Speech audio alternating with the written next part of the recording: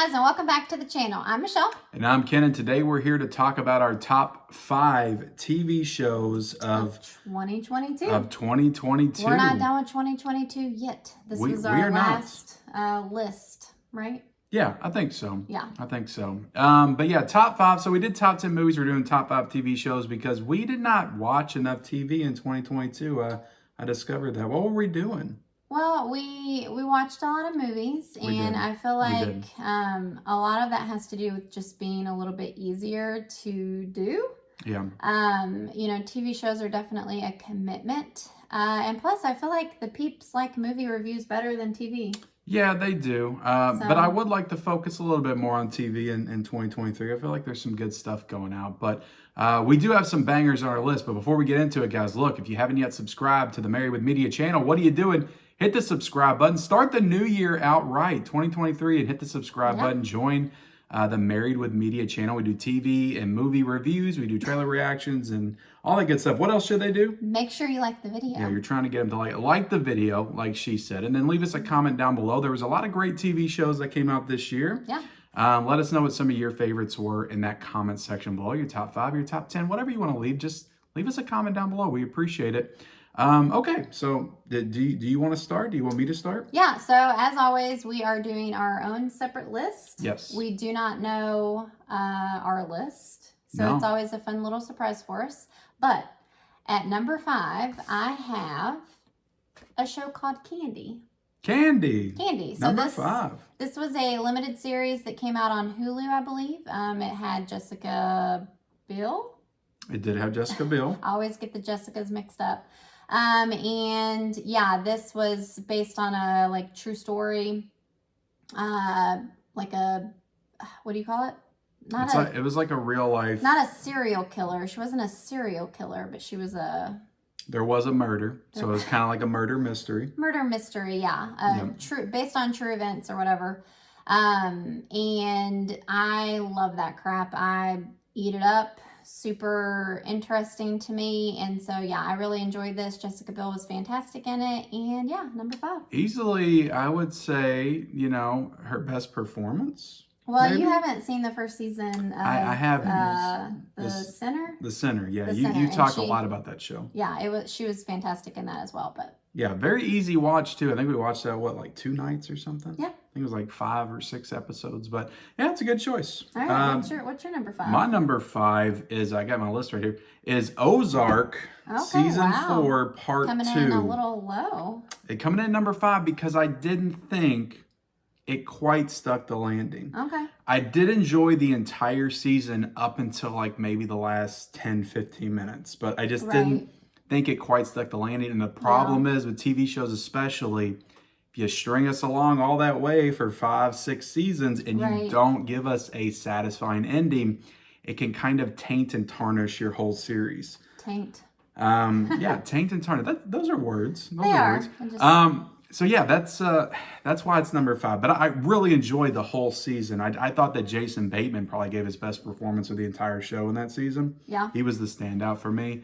I know everybody loves Ruth and Laura Linney and all that, but I thought Jason Bateman really delivered in that final season.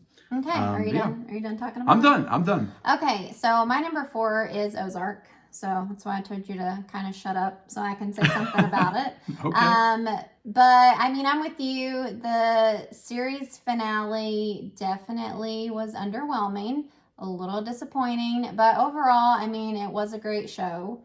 And like you said, there were definitely some great performances in this season. I do think Jason Bateman, what's the word? It took it up a notch in his performance and became a little bit more serious, a little bit more just intimidating. Because I feel like up until then, he was kind of, I don't know. It was just kind of hard to take him completely seriously. Yeah. But he definitely,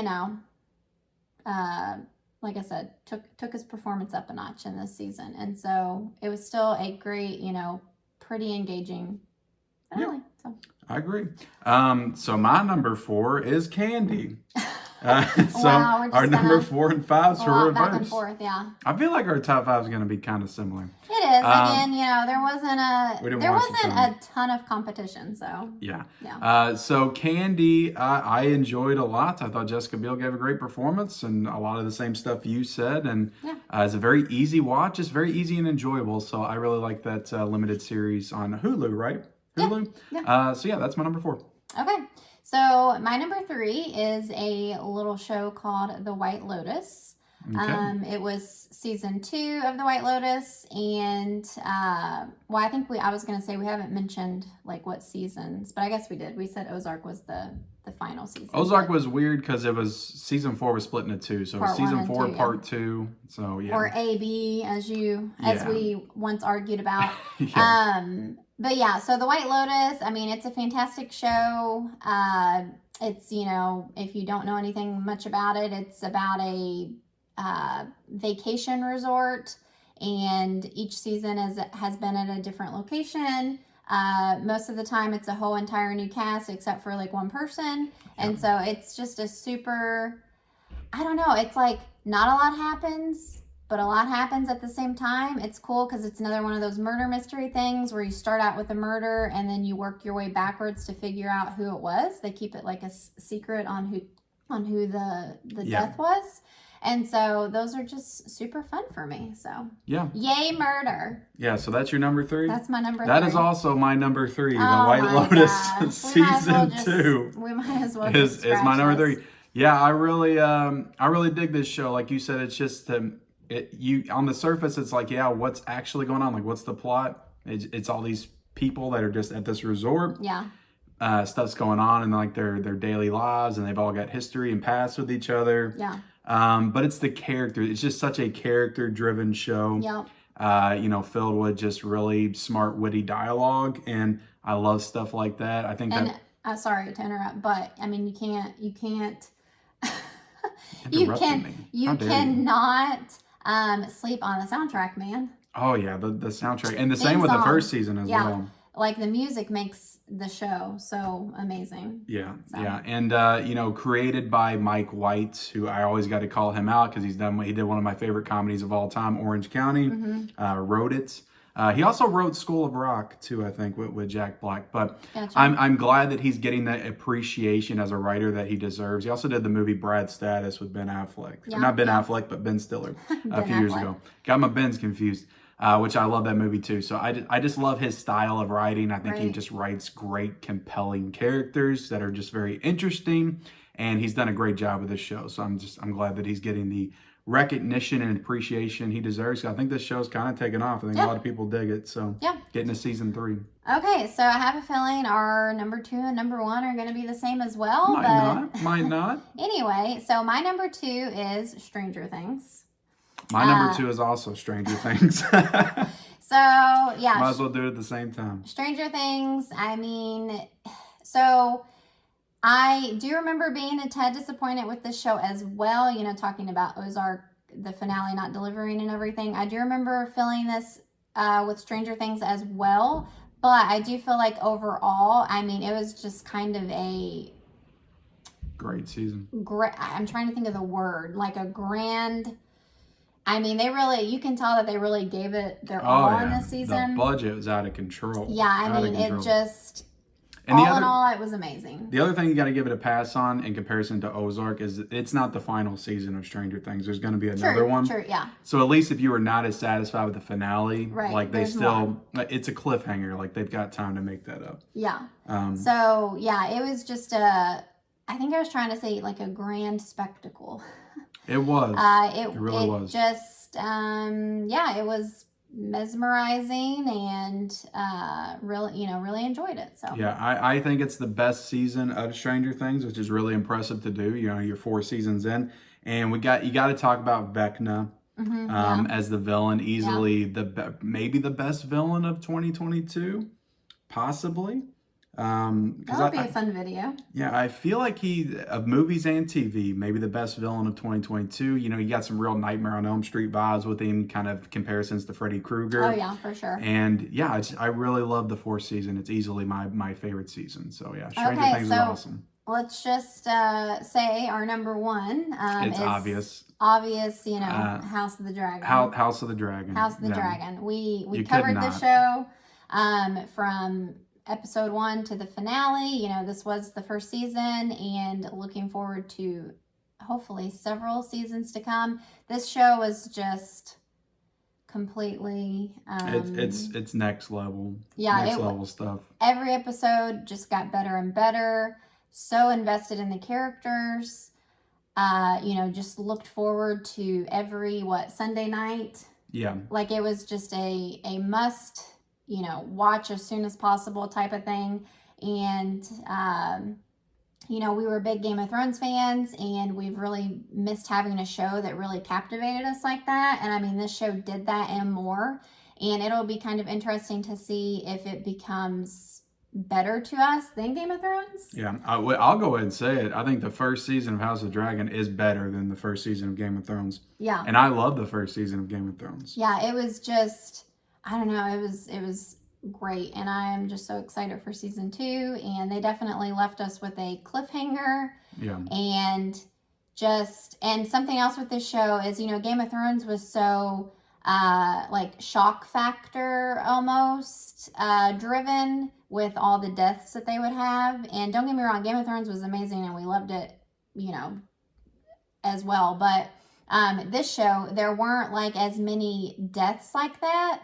And it was still whenever they did do something, though, it was still so effective and And it was structured so differently because of the time jumps. Like Game of Thrones is all within this similar time period over the course of years with the seasons. But but they did it so flawlessly. Yeah, surpassed I think 30 years, maybe 20 to 30 years.